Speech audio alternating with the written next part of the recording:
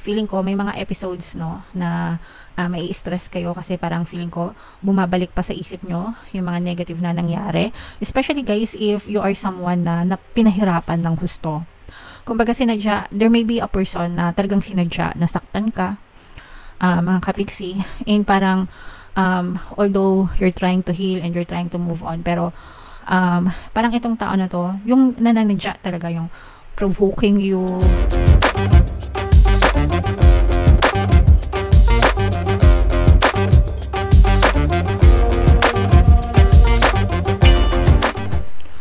Hello guys, hello Aries, welcome back to Pinoy Pixie Tarot.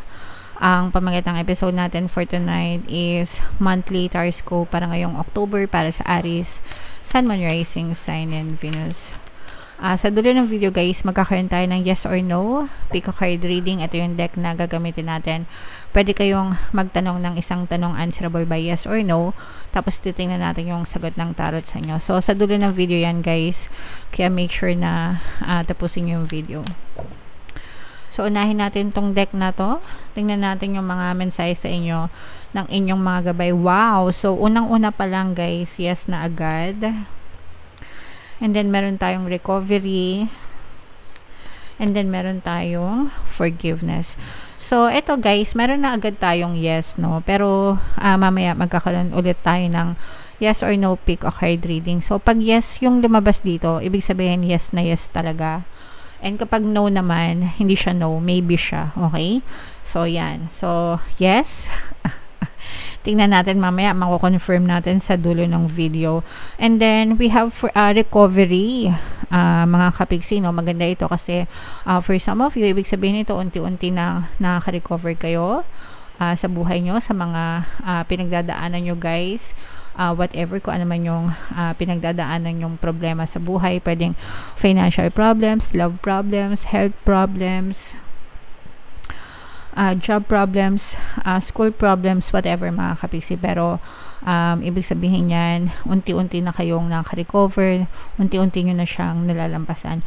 Pagdating sa kalusugan guys, no, paalala, that's something na hindi nyo dapat tinitake for granted. So make sure na magpa-check up, make sure na maghanap ng karampatang lunas, sumangguni sa mga manggagamot, mga doktor, kasi sila yung may kakayahan, no, para malaman yung mga nararamdaman nyo, mga kapiksi. Okay? So, yeah.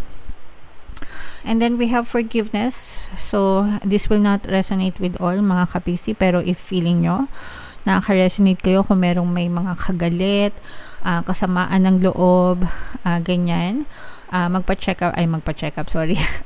Mag-forgive kayo, magpatawad, mga kapiksi. Okay? So, alisin nyo yung mga galit sa puso, kasi yung mga negative emotions na yan, galit, anger, hatred, resentment, grudges, yan, negative emotions, lahat yan. And kapag kinimkim nyo yan sa dibdib nyo, hindi kayo natutong magpatawad, kayo yung patuloy na magsasuffer, hindi yung mga taong gumawa ng masama sa inyo. Kasi unang-una, wala silang konsensya, kaya nga nila nagawa yung ginawa nila sa inyo. Okay? Kahit galit ka sa kanila, wala silang pake. Okay? Kahit di mo sila mapatawad, wala silang pake.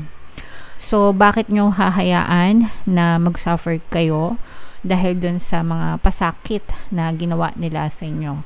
So, free yourself from those grudges and be happy with your life. Move on with your life. So, matutong magpatawad, mag-accept, mag-forgive, and forget. Importante yung forget part, kasi kapag di nyo sila kinalimutan, again, you will continue to suffer. Bakit mo hahayaan na mag-suffer ka sa kasalanan na sila yung gumawa at hindi naman ikaw, 'di ba? So, do yourself a favor, forgive them and forget them. Okay? Alright. So, comment down below, Aries, if feeling nyo naka-resonate kayo dyan. Tingnan natin yung ganap sa inyo guys ngayong October. So, shuffle natin to mga kapiksi. Habang sinashuffle ko to, panoorin nyo muna yung video natin regarding sa ating paano mag-manifest ng abundance video course. Kapiksi, sawa ka na ba sa mga struggles at hirap sa buhay mo? Masipag ka ba at masikap sa buhay ngunit hindi ka pa rin umaasenso? Ilang beses ka na bang nag-attempt mag-negosyo at mag-invest pero palagi ka pa rin nalulugi? Sa pagkakataon na ito ay maaaring may subconscious beliefs ka na nagiging balakid sa iyong pag-unlad at pagyaman. Introducing, paano mag-manifest ng abundance video course. Dito ay matututunan mo ma-overcome ang mga balakid mo para tuluyan ka ng umunlad, umasenso, sumagana, maging matagumpay, successful at maswerte sa iyong kabuhayan, pera, trabaho, negosyo sa labi at kaperahan ng bonggang-bongga. Dali, mag-send na ng email sa pinoypixitarot@gmail.com at simulan na ang iyong pagyaman ngayon. Alright. So, sa lahat ng gusto mag-avail ng course, guys, meron tayong 500 pesos na discount until September 30. So, i-avail nyo na, guys. Sobrang ganda. And, meron din tayong bagong course, paano mawala ang third party at magkaroon ng harmonious na relationship para mawala yung mga kabit ng mga jowa nyo, guys. 20% discount naman yan until September 30. So, i-avail nyo na, guys. Sobrang ganda. Sobrang ganda din nitong ano nyo, guys, ng spread nyo. Although may negative energy dito, yung sinasabi natin na forgiveness, guys, nakikita natin na talagang maka-move on kayo mula dito, mga kapiksi, and magsisimula kayo ng bagong simula. So, nakikita natin na for some of you, there's healing, moving on. Merong ano sa inyo, no? Parang merong mag-aaruga sa inyo. Somebody will take care of you. Para mag-aaruga siya, pwedeng best friend nyo, nanay nyo, kaibigan nyo, kapatid nyo, pero parang ito yung magiging sandalan nyo, mga kapiksiin, parang sa kanila kayo huhugot, no? Pwedeng mga anak nyo din, di ba? Sometimes mga anak natin yan talaga, ano yun natin yan, karugtong kasi ng pusod natin yan, di ba? So, yeah.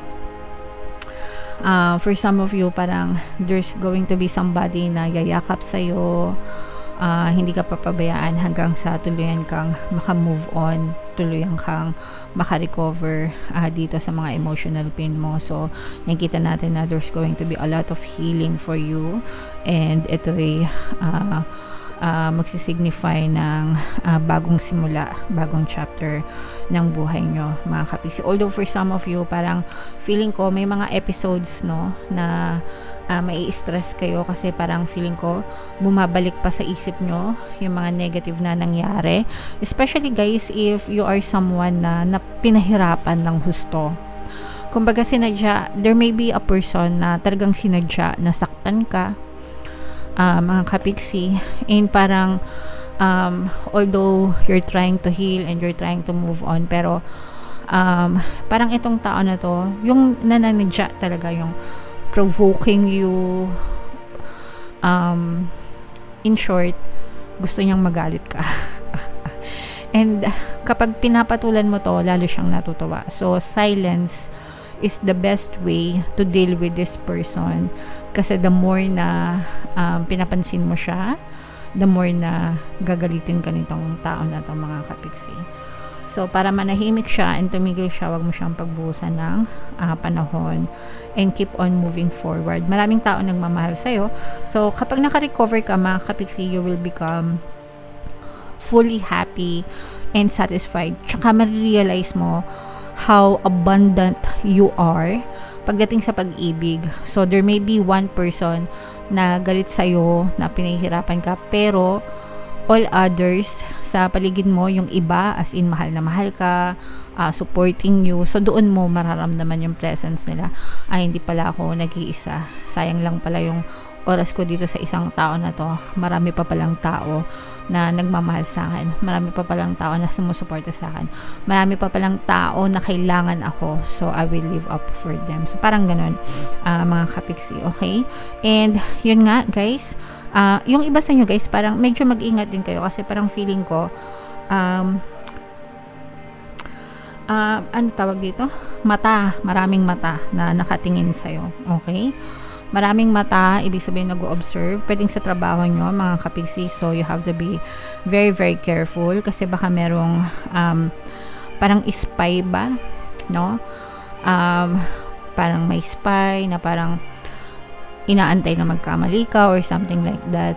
So, maraming mata na mapanuri tsaka mapanghusga.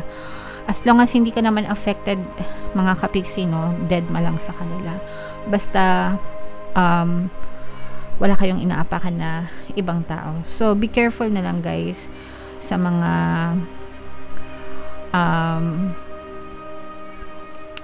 pinagtitiwalaan nyo. Meron ditong presence ng water sign, Cancer, Pisces, Scorpio. Yung iba sa inyo guys, parang nag-aantay kayo ng tiyempo, no? This is more on, ano naman guys, kaperahan. Parang nag-aantay kayo ng magandang timing, magandang tiyempo, no? Para masimulan nyo yung mga bagay na gusto nyo gawin. Yung iba sa inyo parang feeling ko gusto nyo magnegosyo. Pero parang meron din kayong mga trust issues pagdating sa business guys. Kasi for some of you, pwedeng nagnegosyo na kayo dati tapos nag-fail.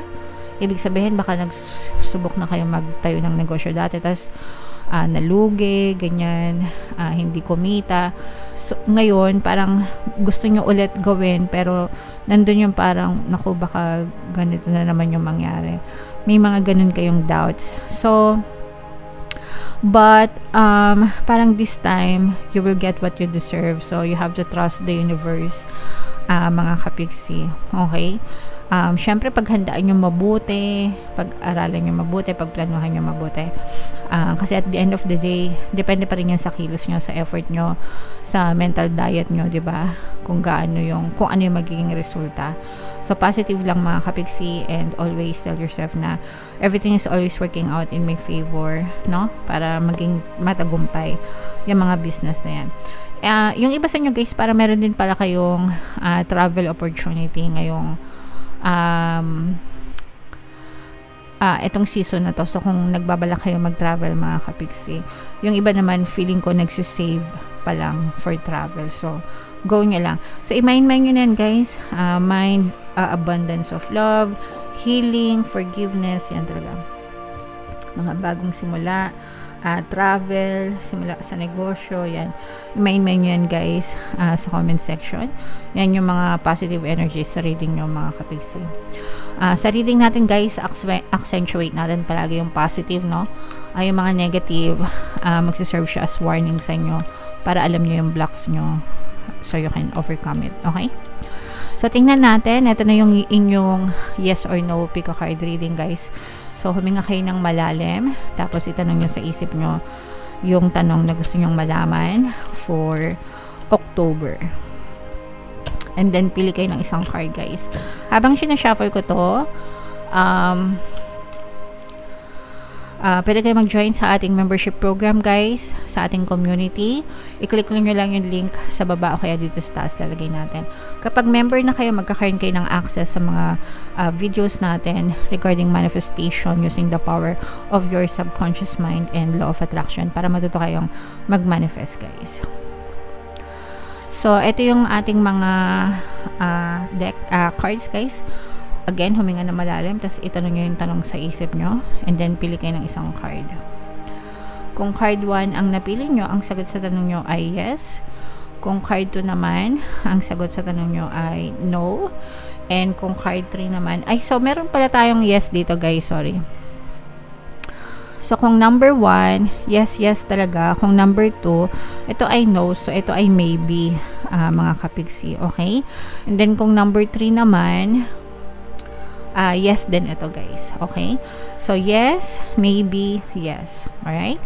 So, comment down below, guys, if feeling nyo naka-resonate kayo dyan. Huwag nyo kalimutan, guys, makinig ng ating mga pampaswerte subliminals, guys, para makatulong sa inyo. Ito yung playlist, lagay natin dito. Ito yung ating 2025 kapalaran. Panoorin nyo na. And ito naman yung ating success stories ng paano mag-manifest ng abundance video course. Click here to subscribe, guys. Thank you for liking, sharing, subscribing. I love you all. Have a nice day. Bye-bye.